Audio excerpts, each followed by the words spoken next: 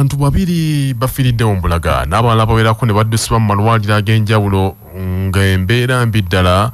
Motoka ya taxi namba UAJ 9 bweremeredde omugoba waayo ku nkulungo y'ebuwooya ekisangibwa ku luguudo oluva ekiyituma okudda e Katosi. Abafudde babadde batambula gaabwe ku bigere, motoka gye basanze ne basaabala. Erabiddeko n'agage Isaac Walumbe ategeeza nti motoka eno ebadde etisse kabindo era abantu abagibaddemu kitegerekesa nti badde bava ku kyalo Kalambya Kiringo mu gombola y'Engogwe nga kirabika nti badde bagenda Kakunyu kiyindi kuziika kyokka nga babatisse kabindo. Wabula agatanda bakakasibwa gategeezezza nti n'abamu ku baddusiddwa mu ddwaliro e Buyikwe abandi banga bafudde. Poliisi etuuse mu kifo ekyo n'etandika okunoonyereza. Taxi egudde wano ku roundabout y'ebuwooya netta abantu babiri Mbulaga banono nga be batomeredde wano eno badde batambula byabwe. Omu abadde agenda kukuula linnyo nga muganda we agenda kumuwerekerako bakulira amannyo. Ekyo mukisa omubi bo ne batomerawo ne bafa. Kati mu kuddukanya ekipayopayo emmotoka n'egera n'esibira ku nnyumba y'omu ku batuuze abaliraanye enkulungo eno. Okusinziira ku bawonyeewo ababadde mu taxi eno abatuuze b'e Kalambya, emmotoka ebadde etisse abantu bana buli mutto ng'ate edduka embiro z'amaanyi ate ng'eri mu mbeera njabayaba. Abamu be baddusizza mu ddwaliro eriraanye wano ery'e Buyikwe. Abantu abo kigambiddwa nti ababiri ku bo nabo bafiiriddewo nga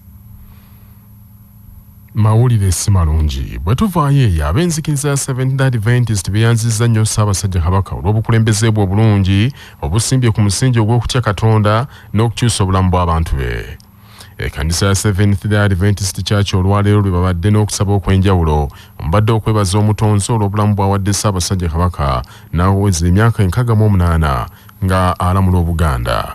Ab'ekkanisa ya Seventh Day Adventist boogedde ku nteekateeka ez'enjawulo maaso moogiza zaagunjawo ne ziyamba okukyusa obulamu bw'abantu be omuli enteekateeka ya bulungi bwansi, okugema abantu endwadde zinnamutta ssaako okulwanyisa ekirwadde kya mukenenya namutta, okusomesa abaana b'eggwanga, enteekateeka ez'enkulaakulana agamba nga CBS Pewusa n'ebirala ntoko.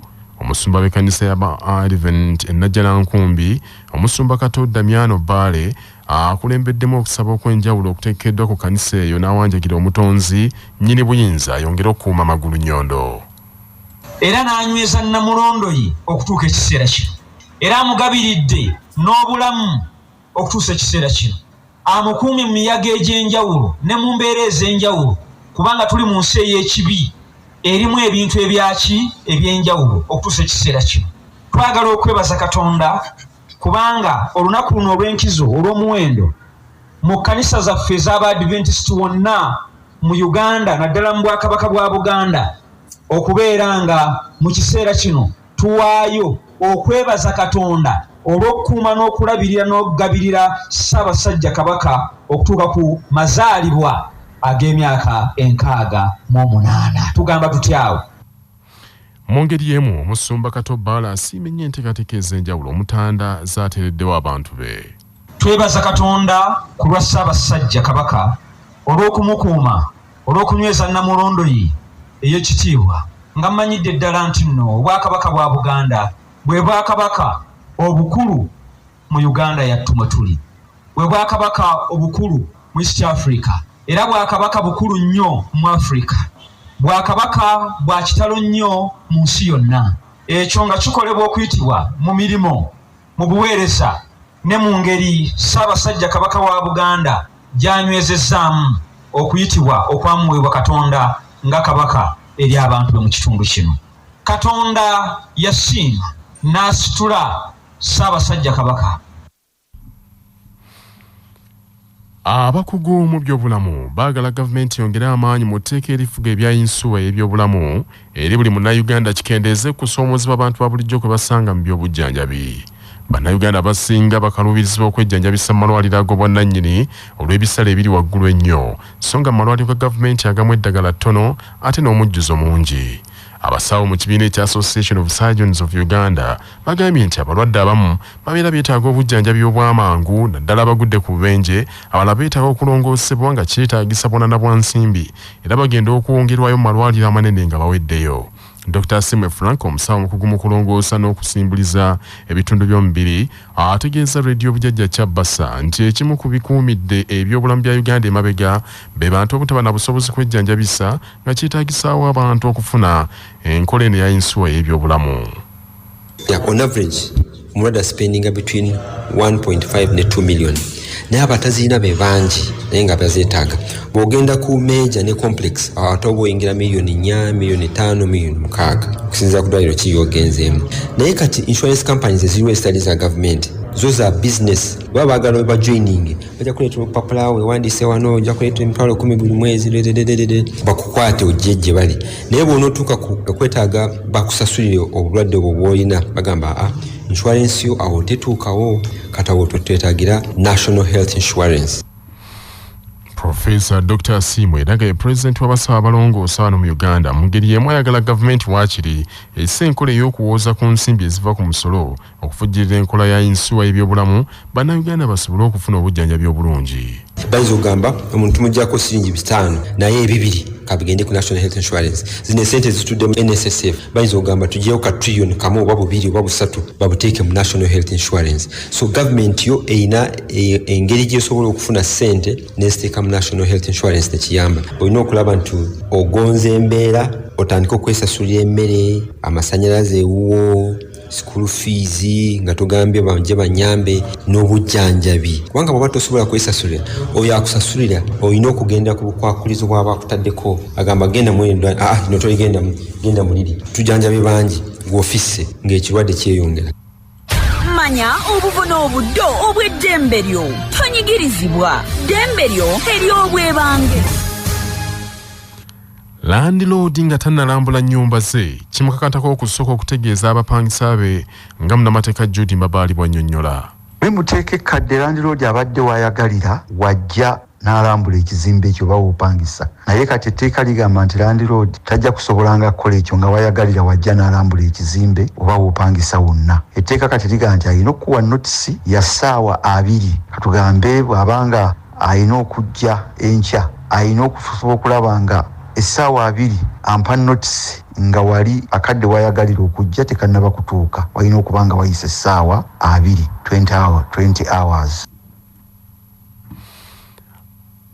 Abakugu mu by'obulimi n'obulunzi bakubiriza bannayuganda bulijjo basookenga okunoonya okumanya nga tebannabaako kye batandika bwe banaayinza okufunamu ebyo byonna bye batandikawo. Omukugu Dr. Emma Nalima mukugu mu by'obulimi n'obulunzi asangiddwa ku mudaala gwe ng'abangula abantu ba Ssaabasajja Kabaka ku nnunda n'ennima ey'omulembe mu mwoleso gwa CBS Peosa ogenda mu maaso mu lubiri lwa Beene Mmengo n'asaba abantu bulijjo basookenga okufuna obukugu obwo nga tebannatandikawo mirimu. Ndese okubayigiriza engeri gye tufunamu ssente mu mbizzi nga tukozesa obusa bwabo azo. Ate mu ngeri enjawulo era embizi tubasomesa akawunvu n'akagga k'embizzi. Embizzi bagirabiridde batya ibo omala ogirabirira n'ekula ogikoze omwoleso gugumulitandikidde ddala ati omwoleso mulungi nnyo aba mujje tutwegatteko tuyige naye ate ebintu ebirala bingi nnyo waliyo n'emidaala emirala. Shakira Birungi owa kampuni etunda ebikozesebwa mu makolero eya Kakita Wear ng'eno nno eya Cax Wear ng'eno yeetabye mu mwoleso gwa CBS Peosa nabo bakubiriza bannamakolero bagende mu mwoleso bwegulire ku bikozesebwa ku bbeeyi ya wansi. Nga nkugambye batuyita bakakisweya eyo brand name yaffe tufulumya ekintu nga tukyekakasa tudiringa mu safety wears zonna helmets gumboots engatto reflector jackets overalls kati obudde buno tuli ku mwoleso gwa CBS Peosa era we tuli ebintu byonna twabitadde ku discount byonna tugambuti zaffe za safety zina ekyuma mu maaso ne wansi eri kushawulirako gambuti tuba tugitunda $8 naye kati wano gambuti tuzitunda $6 tulinawo engatto ze tutunda $4 wano tuzitunda $35. Poliisi mu disitulikiti y'Ekyotera ekutte abantu 4 ku byekuusa kulumba omukyala Maama Kevin ne bamugira ebintu ebyefaananyiza asidi ebyamwokeza obwenyi bwonna n'atwalibwa mu ddwaliro e Masaka ng'ataawa. Omusasi waffe Sozi Ssekimpirwazi abirina. Ng'ennaku z'omwezi 23 omwezi ogwokusatu omwaka guno ku ssaawa 4:30 ez'ekiro mukyala Nakayima Florence emyaka 31 ng'alina abaana 6 amanyiddwa nga Maama Kevin lunaku lwatagenda kwerabira abantu abataategeeka bulungi bwe baamuteega ku mulyango gwe ng'agenda mu maka ge ne bamuyiira ebintu ebyabifaananyizaako asidi ne bimwokya feesi yonna amabeere n'ekifuba n'addusibwa e Masaka ng'ali mu mbeera mbi nnyo. Mukyala Nakayima Florence Maama Kevin bwe tusanze mu ddwaliro e Masaka agambye nti awulira olulumi obutagambika era ng'ayagala poliisi ekole kyonna ekisooka okulaba ng'abantu abamukolako ettemu erifaanana bw'eti era ebikolwa ebyekko basobola okuvunaanibwa mu mbuga z'amateeka ate n'ekituufu kiveeyo naye asobola okufuna obwenkanya. Okuwulira mpulira obulumi obw'amaanyi ate n'ekyokubiri wendaba abantu abo nga bakyabatadde awo ku poliisi ng'essaawa zibalagira omuntu okubeera awo ku poliisi zaayitako era mba mpulira obulumi obw'amaanyi ki kye babakoze awo. Olutuukidde olwaliro nga poliisi y'ekyotera yakakwata abantu 4 kyokka ng'omu ku bo baamutadde nga ku bano kuliko omukyala ategeese nga ye mukyala Mukisa n'abavubuka abalala 2 nga kiteeberezebwa nti bano balina kibamanyi kyamaanyi nnyo ku kulumbibwa kw'omukyala ono Nakayima Florence n'okumukolako ebikolwa ebyekko. Afande Muteera Asiimwe ye mukwanaganya wa poliisi n'omuntu wa bulijjo agambye nti bakyalina obujulizi obulabe beetaaga okuba nga basobola okulumika obulungi abantu bano n'okusobola okubatwala obulungi mu kkooti nga fayiro zonna zijjudde bulungi awatali kwegaana nsonga yonna. Era wano n'agumya Maama Kevin n'abantu be bonna abooluganda nti essaawa yonna bagenda kufuna obwenkanya. Ku lwa CBS FM leediyo ey'obujjajja nze Sozi Ssekimpirwazi kyotera. Amawulire g'ebyemizannyo mu mawulire gaffe agakya Basafama gakutuusibwako Modern Tea, amajani agajjudde obuwoomi n'eddekende nga buli anywedde ku caayi waago asigala agatendereza. Modern Tea gali mu bika omuli aga vanira, ntangawizi n'ekisubi era gasange mu maduuka ne supamaketi zonna. Modern Tea, your best choice, nga bali wamu ne pikipiki TVS HLX CC 125 epakasa era gyeyune okuva mu Yuvraj ebbanda. President w'ekibiina ekiddukanya omuzannyo gw'okubaka mu Uganda ekya Uganda Netball Federation Babirye Sarah Kityo akasizza nti beeteefuteefu okuteeka empaka z'okubaka eza Africa ez'omwaka guno. Ku ntandikwa ya Ssabbiiti eno ekibiina ekiddukanya omuzannyo gw'okubaka mu Africa kyalonze Uganda okuteekateeka empaka z'okubaka ez'abakazi n'ez'abasajja ezinaabeerawo mu mwezi ogw'e11 mu mwaka guno.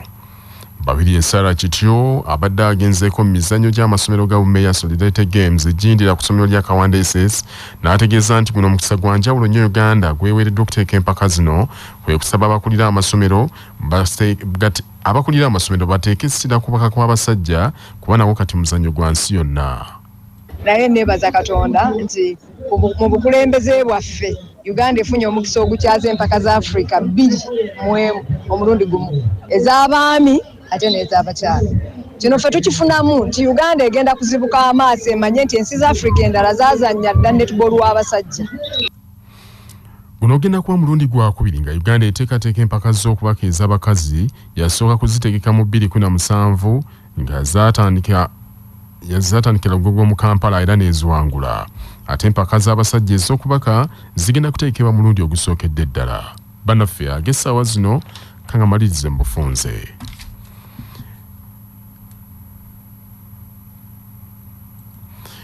Abantu 2 bafiiridde mu kabenje ka mmotoka kagudde ebwoya ku luguudo olugenda e Katosi mu disitulikiti y'e Mukono.